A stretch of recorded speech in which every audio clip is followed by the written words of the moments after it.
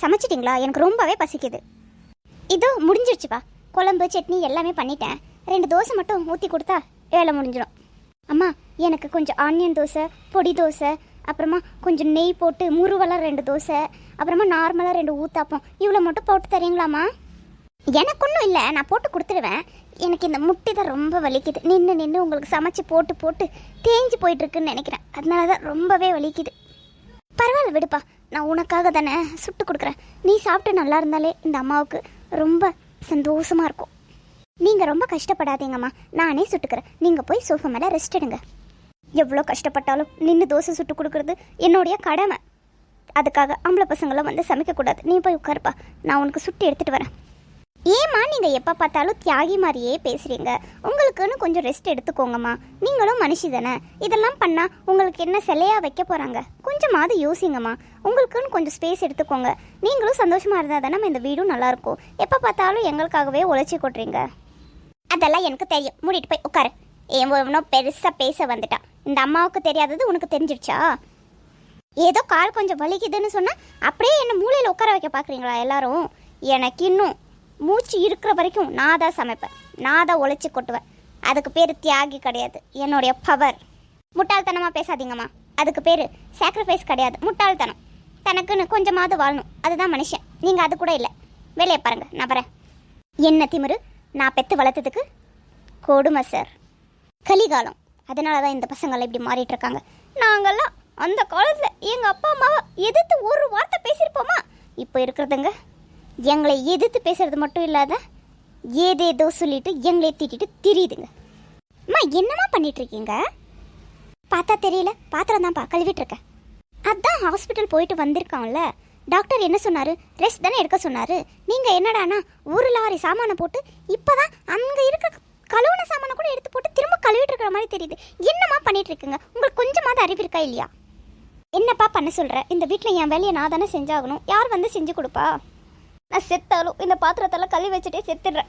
அப்போ தான் என் ஆத்ம சாந்தி அடையும். நீ போய் வேலையை பாரு. நீ திருந்த மாட்டேம்மா, சத்தியமாக நீ இந்த ஜென்மத்தில் திருந்த மாட்டேன். எனக்கு திரும்ப கால் வலிக்குது, கை வலிக்குது, ஹாஸ்பிட்டல் கூட்டிகிட்டு போனான்னு வருவல, அப்போ பேசிக்கிறேன். என்னடா சம்பாரிச்சு எனக்கு செலவு பண்ணுறேன்ற திமிரில் பேசுறியா? இவ்வளோ நாள் உன்னை பெற்று வளர்த்து இவ்வளோ செலவு பண்ணியிருப்பேன். என்னம்மா பேசுகிறீங்க நீங்கள்? உங்கள் நல்லதுக்கு சொன்னால் ஏதேதோ பேசிட்டு திரியுங்க. நான் வரேன். அம்மா, ஒழிச்சு வச்சு ஒரு தட்டு நிறைய மாம்பழம் சாப்பிட்டுட்டு இருக்கீங்க. நீங்கள் சுகர் பேஷண்ட் அப்படின்றத மறந்துட்டு சாப்பிட்டுட்டு இருக்கீங்களா, இல்லை வேணும்னே சாப்பிட்டுட்டு இருக்கீங்களா? ஏ திட்டாதடா, அது அந்த பையன் வாங்கிட்டு வந்தது நல்லா இருந்துச்சு, அதான் கொஞ்சமாக சாப்பிட்டுட்டு இருக்கேன்டா. இது மாம்பழம் சீசன் வேற, எப்படிடா சும்மா இருக்க சொல்கிற? அதை பார்த்துட்டு அறிவு இருக்கிற மாதிரி பேசுங்கம்மா, முட்டாள் மாதிரி பேசாதீங்க. உங்களுக்கு சுகர் 300 இருக்கு. முந்தானத்து என்னடானா ஒரு ஜாங்கிரியை தட்டு நிறைய போட்டு சாப்பிட்டுட்டு இருக்கீங்க. சுகர் ஹை ஆனா காலில் கையில் ஏதாவது புண்ணு மாதிரி வரும், அதுக்கப்புறம் அது குணமே ஆகாது. நேத்துல இருந்து பார்க்குறேன், நீங்கள் சுகர் டேப்லெட் வேற போட்ட மாதிரியே தெரியல. எனக்கு சுகர்லாம் ஒன்றுமே இல்லைடா, நார்மலாக தான் இருக்குது. அந்த டாக்டர் தான் ஏதோ கொஞ்சம் பொய் சொல்கிறாருன்னு நினைக்கிறேன்டா. ஆமாம், நீங்கள் பெரிய அறிவாளி, டாக்டர் தான் முட்டாள், அப்படி தானே? இனிமேல் நானே காலையிலையும் சாயங்காலையும் மாத்திரை கொடுக்குறேன். ஒழுங்காக போட்டுட்டு ஒழுங்காக டயட் ஃபுட்டே சாப்பிடுங்க. ரைஸு இதெல்லாம் அவாய்ட் பண்ணிவிட்டு ஒழுங்காக கொஞ்சம் ப்ரோட்டீன், லைட்டாக கார்போஹைட்ரேட்ஸ் எடுத்துக்கோங்க, புரியுதா? சோறு சாப்பிடாம எப்படிடா இருக்க சொல்கிற? உயிரோடு இருக்கணும்னா எல்லாமே பண்ணி தான் ஆகணும். கொஞ்சம் கஷ்டம்தான், அப்புறமா அதே பழகிடும். போட முட்டாள் மாதிரி பேசிக்கிட்டு. எனக்கு கிச்சனில் வேலை இருக்குது, இதை எடுத்து தூக்கி போடையில நீயே கொட்டிக்கோ. இதை சாப்பிட விடாமல் பண்ணுறது தானே நீ அங்கேருந்து வந்த. என் சாபம் உன்னை சும்மாவே விடாது. இந்த அம்மாக்களை திருத்தவே முடியாது.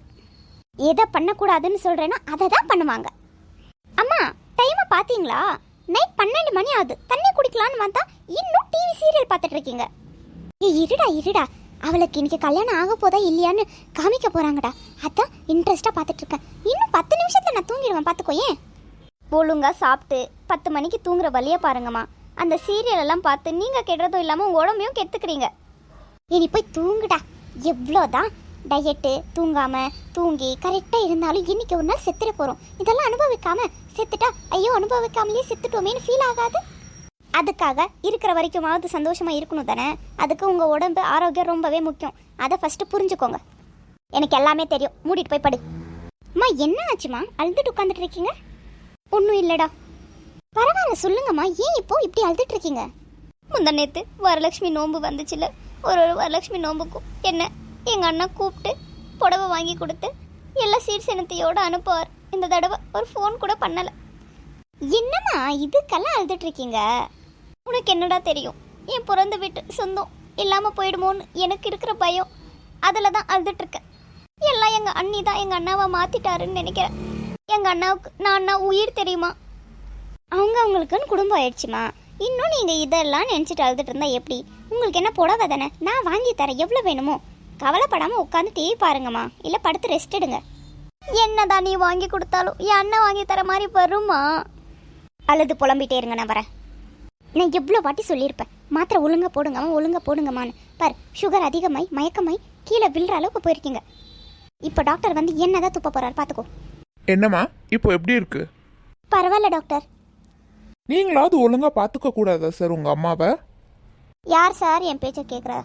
நான் வேலைக்கு போயிட்டேன். டெய்லி நான் தான் மாத்திரை கொடுத்து ஒழுங்காக டைமுக்கு சாப்பிட வச்சு தூங்க வச்சுட்டு இருந்தேன். இன்னைக்கு ஃபுல்லாக நைட்டெல்லாம் சாப்பிடாம மாத்திரை சாப்பிடாம சீரியல் பார்த்துட்டு உட்காந்துட்டு இருக்காங்க. நான் நைட் டியூட்டி முடிச்சுட்டு வர்றதுக்கே 4 மணி. பார்த்தா சோஃபா மேலேயே மயங்கி கிடந்தாங்கன்னு கூட்டிகிட்டு வந்தேன் டாக்டர். பாருங்கம்மா, நீங்க ஸ்ட்ரெஸ் எடுத்துக்க கூடாது. ஒழுங்கா சாப்பிட்டு ஒழுங்கா தூங்கணும். அப்பதான் சுகர் கண்ட்ரோல்லையும் இருக்கும், நீங்களும் நல்லா இருக்க முடியும். அதை முதல்ல புரிஞ்சுக்கோங்க. உங்க உடம்ப நீங்க தாம்மா பத்திரமா பார்த்துக்கணும். யார் எவ்வளோதான் பண்ணாலும் உங்க மேல உங்களுக்கு தான் அக்கறை நிறைய இருக்கணும், புரியுதா? இப்போ புதுசா டேப்லெட்ஸ் எழுதி கொடுத்துருக்கேன், அதை சாப்பிடுங்க. Take care. டே கோபி, அந்த சரோஜாக்கா சீட்டு நடத்துகிறாங்களாண்டா. நாமளும் ஒரு சீட்டு போட்டு நகையெல்லாம் வாங்கிக்கலாம்டா. என்ன சொல்கிற? சீட்டு கீட்டு பற்றியெல்லாம் என்கிட்ட பேசாதீங்கம்மா. எவ்வளவோ பேர் சீட்டு நடத்தி பணம் எல்லாம் திருடிட்டு போயிட்டுருக்காங்க. நம்ம காசு நம்ம கிட்ட இருக்காமல் அவங்களுக்கு எடுத்துகிட்டு போய் கொடுத்து ஒரே தடவை வரும்னு நினச்சி கோவிந்தா ஆனவங்க நிறைய பேர் இருக்காங்க, புரியுதா? உங்களுக்கு அப்படியே வேணும்னா கோல்டு ஸ்கீம் எல்லாம், ஜுவல்லரி, அப்புறமா எல்லாத்துலேயும் பேங்க்கில் எல்லாமே நிறைய ஃபெசிலிட்டிஸ் இருக்குமா. நம்ம அதில் ஏதாவது சேவிங்ஸ் பண்ணலாம். இந்த சிட்டு இதெல்லாம் தேவையே இல்லாத ஒரு ஆணி. அது இல்லைடா, நான் என்ன சொல்ல வரேன்னா, அவள் 10 வருஷமாக நடத்திட்டு இருக்கா. அவள் நம்மளை ஏமாற்ற சான்ஸே இல்லை தெரியுமா? அவள் வீடெல்லாம் நமக்கு நல்லா தெரியும். ஏதாவது நாளைக்கு பிரச்சனைனா கூட போய் கேட்குற அளவுக்கு நமக்கு இது இருக்குடா. அதை புரிஞ்சுக்கோ. உங்கள் பேராசைக்கெல்லாம் நான் பலியாட ஆக முடியாதுமா. சீட்டெல்லாம் வேணான்னா வேணாதான். அப்பனும் அவனும் காசை எல்லாம் அழிக்கிறீங்கன்னு சீட்டு போடலான்னா நீ இப்படியெல்லாம் சொல்கிறியா? இந்த வீடு உறுப்பினு தான் நான் நினைக்கிறேன். ஏதோ அந்த காசெல்லாம் எடுத்து நானே செலவு பண்ணிக்கிற மாதிரி பேசுகிறீங்க. போய் வேலை பாருங்க. இனிமே எந்த காசு விஷயத்துலையும் எனக்கு எதுவுமே சொல்லாதீங்க. நான் வரேன். காலகாலத்தில் நீயும் ஒரு கல்யாணம் பண்ணிக்கிட்டா உனக்கு ருசியாக செஞ்சு போடுவா. வந்தவளும் என்னையும் பார்த்துப்பா. எவ்வளோ நாளைக்கு நானே சமைக்கட்டும்? நான் எதுவும் பண்ணிக்க மாட்டேன்னு சொல்கிற மாதிரியே சொல்கிறீங்கம்மா. அது அமையலை, நான் என்ன பண்ண முடியும்? என்னாலலாம் இனிமேல் உங்களுக்கு சமைச்சு கூட்டிகிட்டு இருக்க முடியாது. எவ்வளையாவது பார்த்து கல்யாணம் பண்ணிவிட்டு சீக்கிரமாக வரப்பாரு. லவ் பண்ணுற வயசையும் விட்டுட்டு லவ் பண்ணுற பொண்ணுங்களையும் விட்டுட்டு இப்போ 30 வருஷத்தில் எவ்வளையாவது பார்த்து கல்யாணம் பண்ணிட்டு வான்னு இப்போ புலம்புறியா? உன்னை நம்பினதுக்கு எனக்கு பெரிய ஆப்பு வச்சுட்டேம்மா நீ. நான் என்னடா பண்ணட்டும்? யாருமே உனக்கு செட் ஆக மாட்டேன்றாங்க.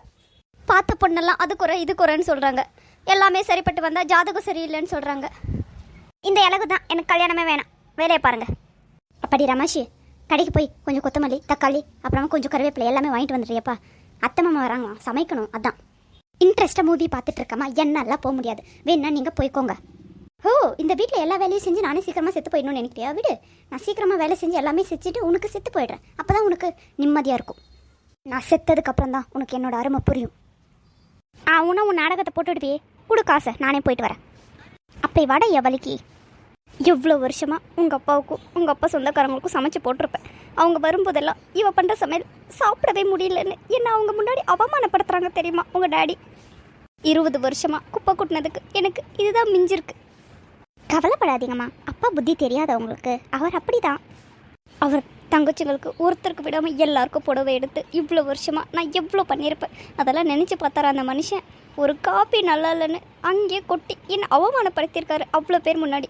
அவரை எப்படிடா மன்னிக்க முடியும்? அவர் ஒரு லூசு கூமுட்டை. உங்கள் வேலையை பாருங்கம்மா. அவரை நம்ம திட்டி விட்டுடலாம்.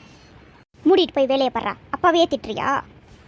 அவர் உனக்காக எவ்வளோ செஞ்சுருப்பாரு, எல்லாத்தையும் மறந்துட்டு அப்படி திட்டுற? பெரியவங்களுக்கு கொஞ்சம் மரியாதை கொடுக்க கற்றுக்கோ, புரியுதா? உனக்கு சப்போர்ட்க்கு வந்தேன்லம்மா, என்னை செருப்பாலேயே அடிச்சுக்கணும். அம்மா, உங்களுக்கு நான் ஏதாவது பண்ணணுமா? இவ்வளோ நாளாக நீங்கள் எனக்கு உழைச்சி கொட்டினதுக்கு உங்களை நான் காஸ்ட்லியான ஒரு நெக்லஸ் வாங்கி தரலான்னு இருக்கம்மா. நீங்கள் என்ன சொல்கிறீங்க? என்னடா குடிச்சிட்டு போதையில் உளறிட்டு திரியிற? இந்த அம்மா மேலே கொஞ்சமாவது பாசம் இருந்திருந்தா இப்படி குடிச்சிட்டு வந்திருப்பியா? அப்படியெல்லாம் பேசாதீங்கம்மா. லைட்டாக தலை சுற்றுற மாதிரி இருக்குது. 2 தோசை சூடாக போட்டு வந்து கொடுத்தீங்கன்னா சாப்பிட்டுட்டு இங்கேயே தரையில் படுத்துக்கலான் இருக்கம்மா. விட்டா நீ என் மடியில் கூட படுத்துப்படா. இதுக்கு தான் அந்த மனுஷக்கிட்ட தலைப்பாடாக அடிச்சுக்கிட்டு அவனை எங்கேயோ அனுப்பாதீங்கன்னு பாலா போன மனுஷன் என் பேச்சை கேட்டாரா? இன்னைக்கு என்னை இப்படி புலம்ப வச்சுட்டார். உன்னை கட்டிக்கிட்டு வந்தவ மட்டும் உன்னை கரெக்டாக பார்த்துட்டு இருந்தா நீ இப்படி குடிச்சிட்டு வந்திருப்பியா? அவ தங்கம்மா, அவளை எதுவும் பேசாதீங்க. அவளை வாங்கி கொடுத்தா நான் குடிச்சிட்டு வந்ததுக்கு அவளை எதுக்கு திட்டுறீங்க? பேசுவடா நாயே, இன்னும் நிறைய பேசு. போய் மூடிட்டு தூங்கு. இந்த வீட்டுக்காக மாடாக உழைச்சி குட்டினதுக்கு எனக்கு நல்ல மரியாதை கிடைச்சிருக்கு. உங்கள் அத்தை கால் பண்ணியிருந்தாங்கடா. அவங்க பெரிய நெக்லஸ் வாங்கியிருக்காங்களாம். அதை வீடியோ காலில் காமிச்சு என்னை விருப்பத்தணுன்னே அவங்க காமிக்கிறாங்கடா. உங்கள் அப்பா மட்டும் என்ன நல்லா பார்த்துட்டு இருந்தா நானும் ஒரு நெக்லஸ் வாங்கி போட்டிருப்பேன். இல்லை, அந்த மனுஷனால தான் அந்த சொந்தக்காரங்க முன்னாடியெல்லாம் இப்போ நான் தலை குனிய வேண்டியதாக இருக்குது. மா, யாராவது இதுக்கெல்லாம் அழுவாங்களா? நான் இருக்கேன்ல, நான் வாங்கி கொடுக்குறேம்மா, போட்டுக்கோங்க. என்னைக்கா இருந்தாலும் புருஷ கையில் வாங்கி போடுறது தான் சந்தோஷம், பிள்ளைங்க கிட்டே இல்லை. வாங்கம்மா, இப்போவே உனக்கு வாங்கி தரேன். முட்டாள் மாதிரி பேசாதடா, சொந்தக்காரங்க கண்ணு பட்டுடும். வாங்கிட்டு நம்ம யாருக்கும் தெரியாமல் வச்சுக்கலாம். எப்போவாது நமக்கே யூஸ் ஆகும். இப்போ தானே மானம் போது மரியாதை போகுதுன்னு. உங்கள் அப்பா மட்டும் கரெக்டாக இருந்திருந்தா. அம்மா தாயே, போதும், புரியுதா?